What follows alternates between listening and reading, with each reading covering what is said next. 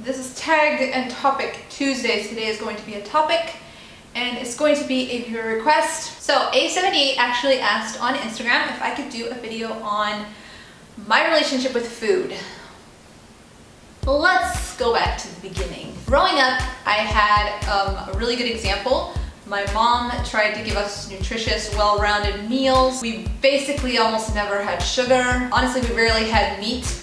That was more of like a saving money thing than a trying to be healthy thing, but I think it goes both ways. By and large, I am perfectly happy the majority of the time to not have meat. So on my mom's side of things, I had a really healthy example. On my dad's side of things, he grew up with a mom from the South who basically cooked to show her love. So I think you can imagine how that kind of went. Growing up, I actually always felt kind of too skinny, like not womanly at all. Then when I was 15, I moved to China. There, it turns out I was a little bit more on the fat side. It was more bone structure probably than actual fat, but you know. So going shopping there, I tended to have to get a little bit larger sizes of clothes compared to people I was shopping with. Because we did so much walking there and ate better, I guess, maybe. I actually got down to 106 pounds. When my family came back to the States and my brothers and I were in the airport and we were looking around and we were like, wow, everyone here is so fat. I don't know what the deal was with the 70s and maybe the early 80s, but like, how was everyone so skinny? If you find any vintage pants from that time period, whoa, no one can fit into those anymore. So when I came back to the States, being only 106 pounds, 5'5", I just felt way too skinny compared to everyone else. Then I decided I needed to try to gain weight. I actually would eat microwave popcorn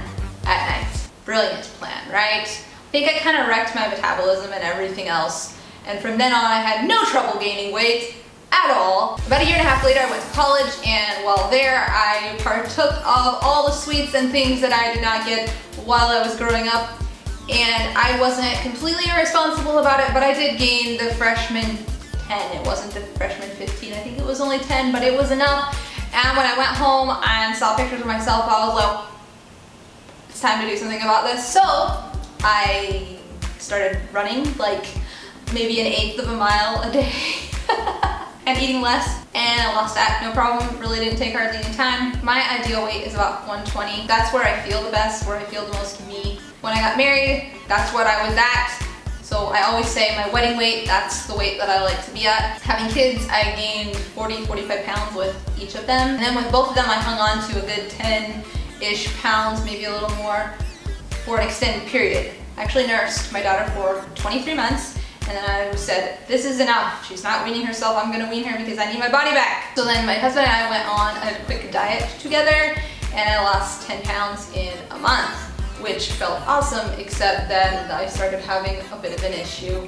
And that was that I had this thing here that was bumping into my ribs, and I was like, what's this giant thing that I have to push away from my ribs so that it doesn't hurt? I eventually was like, this thing is not going away, it's kind of weird, it's very uncomfortable and annoying, so I actually said something to the doctor about it. She was like, I could just see her face, she was concerned. She scheduled an ultrasound for me for the next day. That freaked me out. I went to the ultrasound and it turned out, thank God, that it was my kidney. But like, why was my kidney bumping into my ribs? Well, apparently, I should not have lost weight that fast. It was not good for me, and I lost the wrong kind of weight, probably, that just let my organs bump around inside of my body, which wasn't awesome. They didn't actually give me any suggestions for how to fix it. They didn't know what to do as far as getting my kidney to stay in the right place. But God already had a plan, thankfully, and that was at the same day that I was having all this trauma with the kidney stuff. They made me pee on a stick, and it turns out I was pregnant with Maverick. So Maverick in there, growing, actually made my kidney stay in place, and everything got more comfortable, and after having him, it stayed in the right place. So since then, I have been a little more on the cautious side to lose weight. I'm not all about that diet life. So here I am with my extra 10+ pounds from having Maverick. It just kept getting a little worse and a little worse, and I think it ended up being about 17 pounds. I said, you know what, enough is enough. I am not going to go into my 30s like this. So I made a pact with myself that I was going to get back to my wedding weight before I turned 30.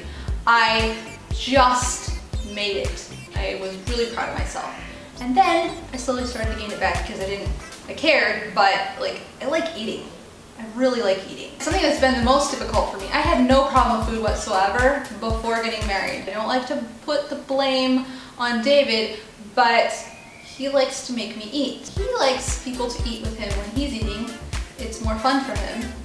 Go figure. I don't care if anyone's eating with me or not. I'll eat whenever. But he likes that. So I would eat with him, and he really likes midnight snacks, and I do too, but I didn't have any trouble not eating midnight snacks prior to getting married. And now it's really difficult.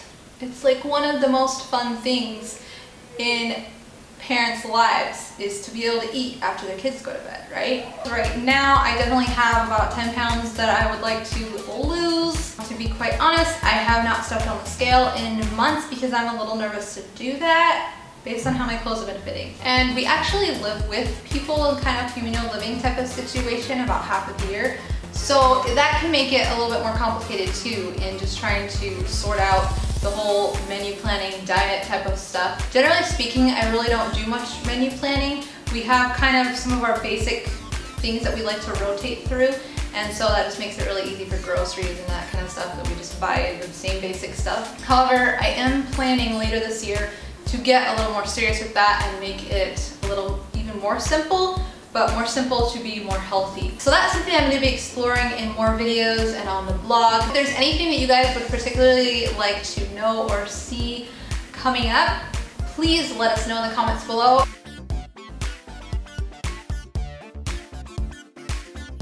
I'm not sure how all this is going to evolve, but it's definitely all part of simplifying everything in 2015. So if that interests you, be sure to subscribe and stay tuned.